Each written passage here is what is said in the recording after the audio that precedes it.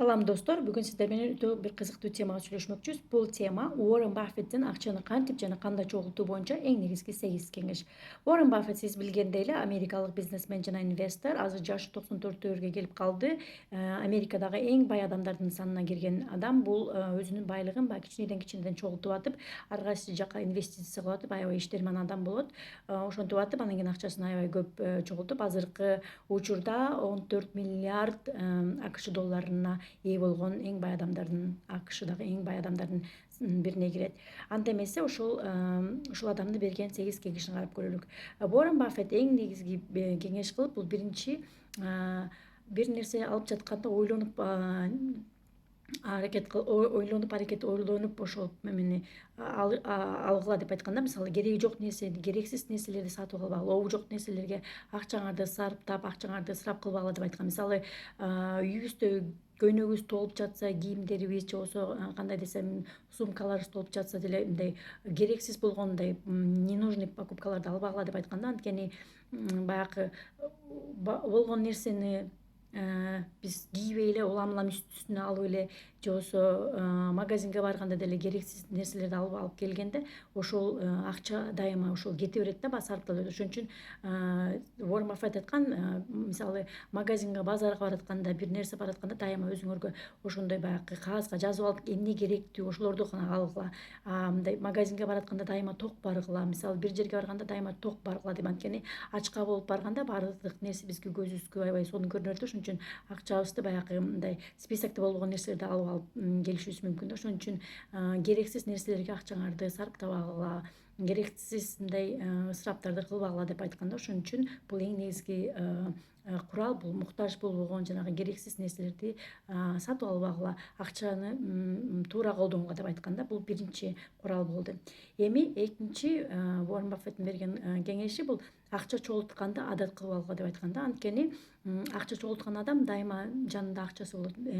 Уоррен Баффет айткандай, түшкөн айлык, эгер айлыгыңар бар болсо, ушул түшкөн айлыктын кирешеңердин дайыма 10%-ин өзүңөргө мындай бөлүп, ошону бир мындай атайын чогулткан копилкаңарга салып коюшуңар керек да. Анткени ошол мисалы 1000 сом алдыңар деп, ошол 1000 сомдун 100 сомун деле өзүңөргө ай сайын чогултсаңар кандай бир акча болот. Мисалы 10 000 сом алдыңарбы, 10 000 сомду 1000 сомуна дайыма алып койсоңор, мисалы 100дөн 10 бөлүгүн алып койсоңор, ошолдон акча чогултуп, мисалы бир жылда бир 12 000 сом чогулуп калат экен.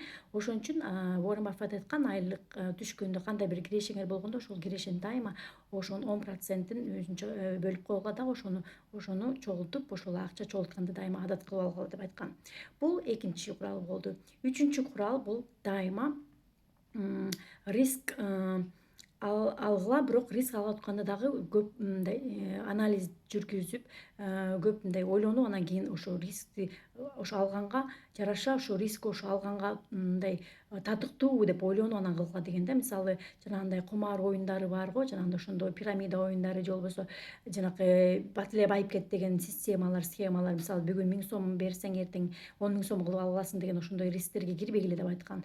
Анткени ал нерселер баягы билесиңер, дайыма риски аябай өтө бийик, бирок ошол эле убакта акчаңарды да кайрып ала албай каласыңар да. Ошон үчүн риск алып атканда дагы көбүнчө ошо жанагындай өзүңөрдүн бизнес үчүн же болбосо өзүңөрдүн бир мындай билимиңер үчүн инвестиция кылып атканда, ошондо анан мындай кичине ошондо дагы риск алып атканда да ойлонуп, анализдеп анан кылсаңар болот деп айтканда, эң негизи бул жерде процентке, пайызга акча бербегиле. Биздин баягы ислам дининде билесиңер, бул процентке акча берүү же болбосо процентке акча алуу, бул пайызга акча алуу жана берүү, бул биздин исламда эң арам нерсе. Ошол алган акчаңар эч качан береке, ырыскка алып келбейт да.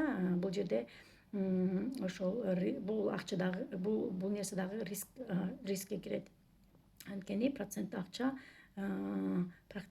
берүү же болбосо процентке акча алуу да, бул дагы рискованный нерсе. Бул албетте бул биздин динибизде дагы арам болуп саналган нерсе. Ошон үчүн бул нерседен качышыбыз керек.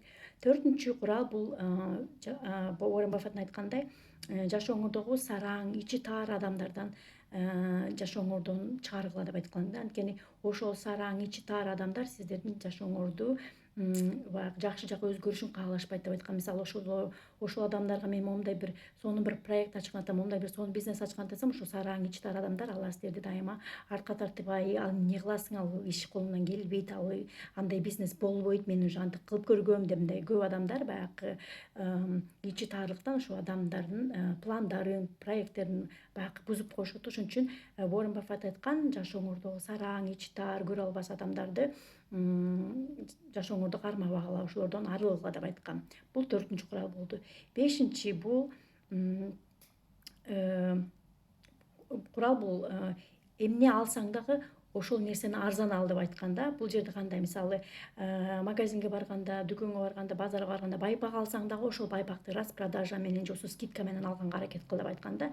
Мисалы баардык нерсенин ошол бүт жанакы баасы менен, болгон баасы менен алгандан көрө ошол алып аткан нерседе дайыма скидка сурап көр, дайыма ошол жерден скидка бар, мисалы мону экөөнүн алсам мондай эме скидка бересиңерби, же болбосо ошол бир нерсени алып атканда дайыма ошону скидкасы распродажада алганга аракет кыла деген. Анткенде баардык нерсени алып жатканда эгерде бүтүн болгон баасын төлөсөңөр, анда силер ошо акча чогултуу силерге татаалыраак болуп калат деп айтканда. Бул 5-чи курал болду. Дайыма бир нерсе алып жатканда ошону арзаныраак алганга аракет кылыңар, распродажада же болбосо скидка менен алганга аракет кылыңыздар.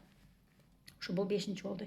Эми 6-чы курал бул өзүңөр түшүнбөгөн, өзүңөр мындай кандай десем, өзүңөрдүн тишиңе жетпеген бир ишке, бизнеске инвестиция кылбагыла деп айтканда. Мисалы эгер силер мисалы жана айтиде же болбосо жанагындай башка бир тармактарда мындай такыр эчтеке түшүнбөсөңөр, ошол нерселерге кирбегиле деп айтканда. Анткени биз түшүнбөгөн, биз билбеген ишке киргенде биз ошол иш бизге анан кадимкидей эле риск, кадимкидей жаман зыяндарын алып келиши мүмкүн да. Ошон үчүн жанагындай эле бул нерсе, жанагындай инвестициялар болуп атпайбы, жанагындай акция, жанагындай биржа, ошондойлор болуп атканда, ошолорду эгерде түшүнбөсөңөр, ошондой иштерге кирбегиле, ошондой иштерге мындай түшүнбөгөн нерсеңерди кылбагыла деп айтканда. Бул 6-чы курал болду. Эми 7-чи бул айткан Уоррен Баффет, бул өзүңөрдөн да акылдуу, өзүңөрдөн да ийгиликтүү, өзүңөрдөн дагы кыйын адамдар менен дос болгула деп айтканда. Бул эмнеге? Бул баягы элде айтылат го, эгер 5 досуңдун 5-өө тең ийгиликтүү болсо, анда 6-чы ийгиликтүү адам сен болосуң деп айткан. Ошондой эле, мисалы эгер бир 5 алкаш киши менен дос болсоңуз, ошол 6-чы алкаш сиз болосуз да. Мисалы ошо силер чөйрөңөрдү кимдер менен курчаган болсоңуз, ошол адамдарды сиз ошондой адамдарга окшоп каласыз да. Ошон үчүн дайыма өзүңүздүн чөйрөңүздөрдү жакшы адамдар менен, ийгиликтүү адамдар менен, акылдуу адамдар менен курчоого аракет кылыңыздар. Өзүңөрдүн чөйрөңүздү карап көргүлө, ким менен доссуңар, кимдер менен мындай алакаңар бар, кимдер менен иш алып бересиңер, ошолорго карап, мисалы эгер ийгиликтүү болом десеңер, ийгиликтүү адамдар менен дос болуңуздар. Баягы айткандай эле, эгер 5 ийгиликтүү адам досуңуз болсо, анда 6-чы ийгиликтүү адам сиз болосуз. Ошон үчүн муну дагы өтө карап көргүлө. Эми 8-чи курал бул жаман көргөн ишиңиз болсо, мындай аябай кыйналып, мындай бар ошол иштен бир рахат албаган бир ишиңиз болсо, анда ошол ишти кылбаңыз деп айтканда. Ошол иштин ордуна өзүңүз каалаган ишке, ошондой өзүңүз мындай каалап сүйүп иштеген ишке орношконго аракет кылыңыз деп айткан. Анткени ошол каалабаган ишти иштесеңиз, ошол акчадан да рахат албайсыз, ошол жумуштан дагы рахат албайсыз. Ошон үчүн өзүңүз каалаган, өзүңүз жан дүйнөңүз эңсеген ишти кылыңыз. Ошол иштен сизге мындай акча келет, ошол иштен сизге береке, ырыскы келет деп айтканда.